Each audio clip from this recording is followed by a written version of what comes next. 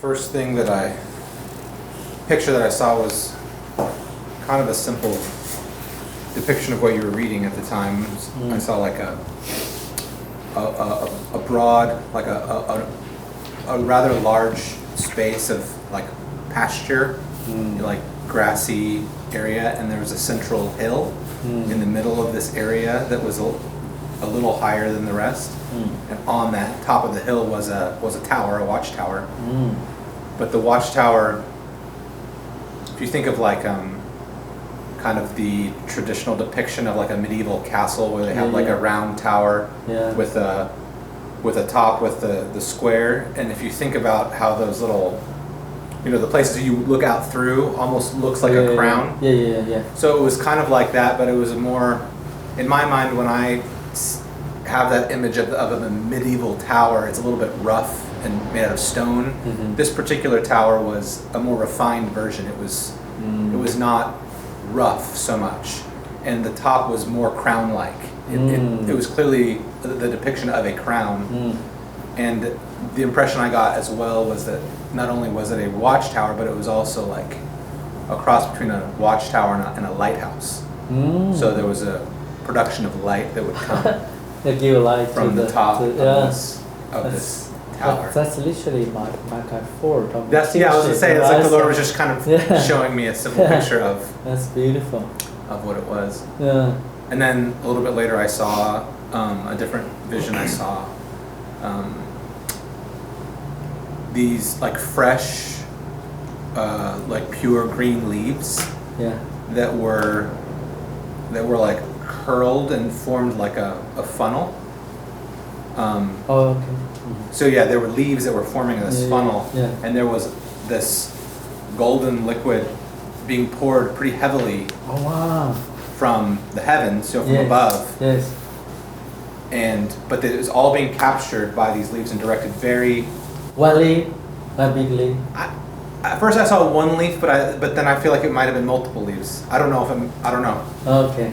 But the result was that this golden liquid was directed very precisely into a single steady stream into some kind of a vessel, like a bottle or something. Like a clear glass container where you could see the golden liquid being.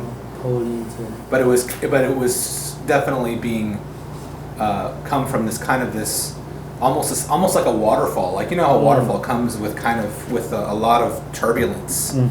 But then that waterfall was being directed very precisely into a steady stream that would come out of like a really nice faucet. That would go directly into the vessel. That's beautiful. That's all you saw. Okay. No, I have any. I saw one vision where I saw a man standing. Can you just hold on? Let me read something. One Ben read it. This is a scripture when Tim was talking and reminded me about it, so I didn't have a chance to read it. So in 4th chapter for 2 Corinthians, from 7, let's rather from 4, from 5 to 12, to 12, For we do not preach ourselves, but Jesus Christ as Lord, and ourselves as your servants for Jesus' sake. For God, who said, "Let light shine out of darkness," made his light shine in our hearts to give us the light of the knowledge of the glory of God in the face of Christ. But we have this treasure in jars of clay to show that this all-surpassing power is from God and not from us.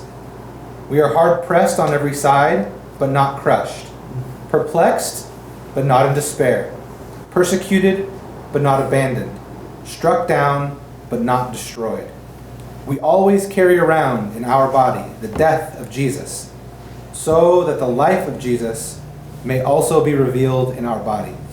For we who are alive are always being given over to death for Jesus' sake, so that his life may be revealed in our mortal body. So then, death is at work in us, but life is at work in you. Isn't that beautiful? Tim was mentioning, so we pause life for you carry what mindset you carry. His ministry. So go ahead, Noah. I just seen a man that was standing somewhere. I didn't have much clarification on his surroundings. I know he was in nature or just this outdoors place with no buildings or anything. And I saw he had two blades that he spread out just like this. And then it was almost looked a little comical, but he started spinning incredibly fast, almost like a helicopter, the blades of a helicopter with these swords. Yeah. And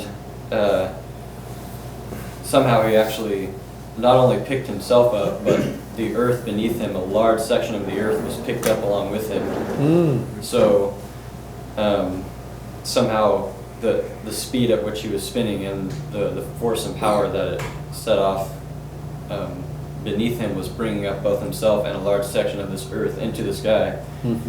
And thinking upon the vision, also thought it was interesting that only a certain section of earth had been brought with him. Like, this is kind of an interesting interpretation, but like, the earth that was left behind was earth that had no strength to be able to hold on to the man or his feet as it picked up the earth. So any earth that was left behind because it didn't have the strength to continue up. But that's what I saw.